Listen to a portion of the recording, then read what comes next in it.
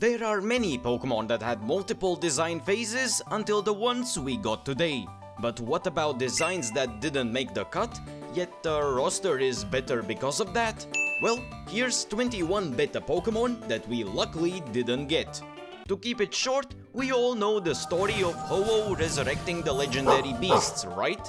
Well, let's just say, thank God that the big bird didn't rush the process like a commentary YouTuber with the newest drama and let them bake in the oven, because the half-baked versions would have been Pokemon that were rejected auditions for Animal Jam.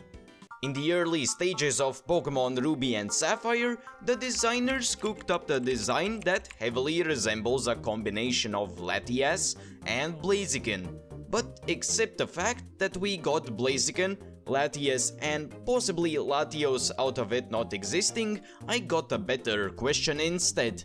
What came first, the chicken or the jet? As we all know, a few years ago the beta designs of Gen 4 Pokemon leaked on the internet, some of which will come up later in the video, but the most interesting thing that floated up to the surface from the leak was the beta stage for the gender difference mechanic. Although there are plenty of designs that would have cool differences, there are plenty of bad ones that overshadow the good, specifically with instances like Heracross, Umbreon, Wobbuffet, and Tyranitar as some examples of the way many worse versions.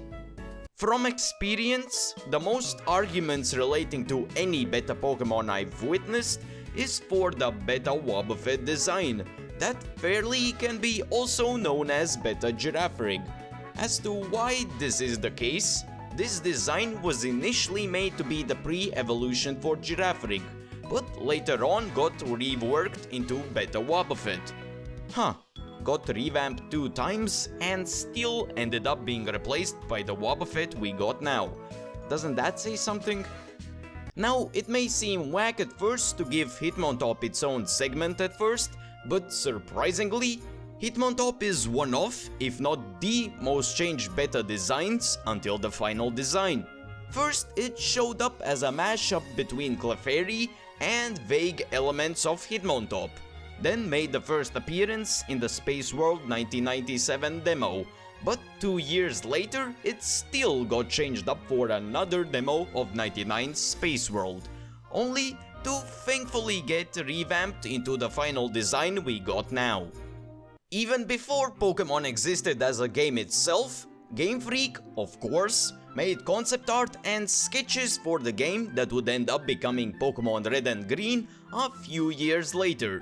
So for the planning phase, multiple designs were made for visualization purposes, which involved designs like Buhi, Papio, and others. Let's just say, luckily they didn't go further than the planning stage. Bug flying, easily one of the worst types. Yet that's not the worst thing that has happened to the Vesipquen and Combee hive.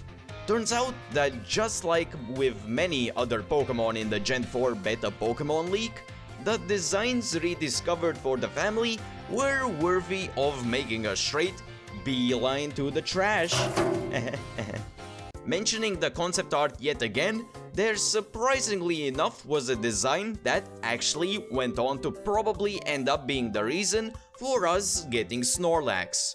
Though in this art, the design known as Kabīn heavily showcased its design inspiration being the game designer Nishino from Game Freak. Thankfully, it ended up staying as only a stepping stone for Snorlax instead. If you thought bad Pokemon getting even worse forms was bad enough, turns out a good majority of the baby mons were more uglier than now. Smoochum was a disaster already since the day it was added to the Jinx family, but the rest mostly end up being here due to still being baby Pokemon anyways. Possibly a good idea for an art challenge, but Beta Rotom initially was just a living spark.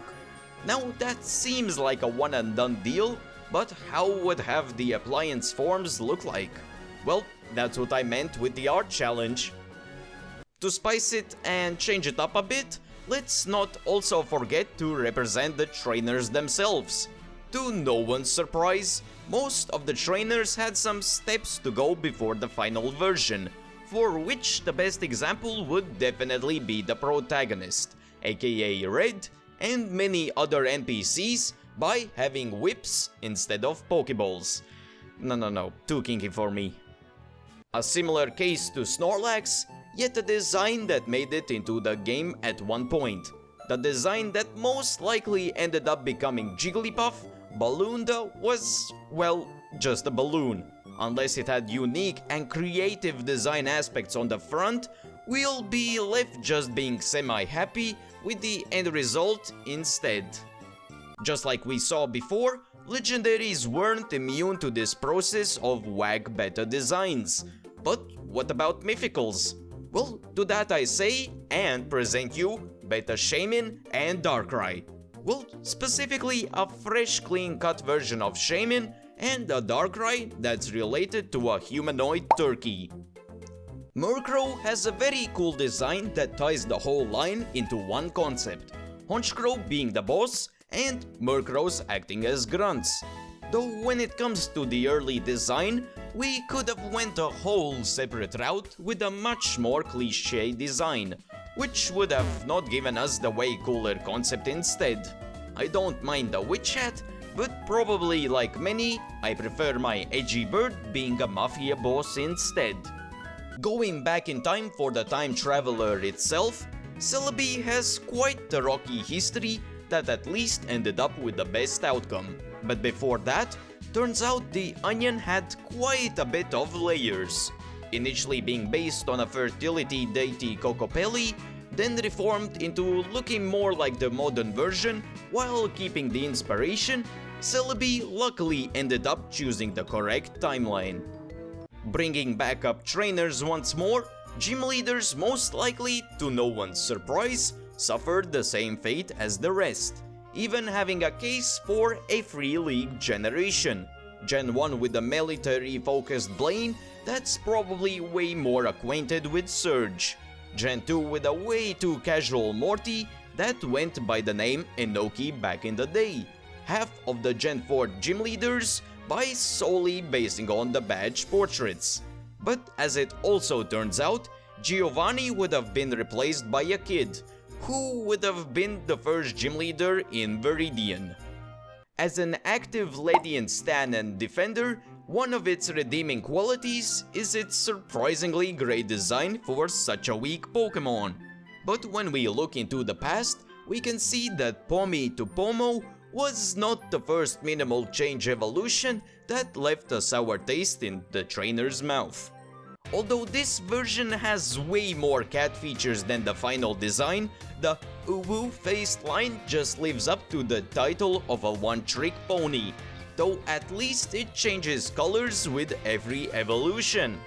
Oh wait, the current one got it beat in that regard too. Just like me, you're most likely happy that we got cross-gen evolutions for Pokemon that desperately needed them, especially with the likes of Pokemon like Seadra and other split evolutions. Though, like we all pretty much know by now, rushing usually never leads to good designs, which almost happened to the likes of Bellossom. That may have had a case of Jinx 2.0.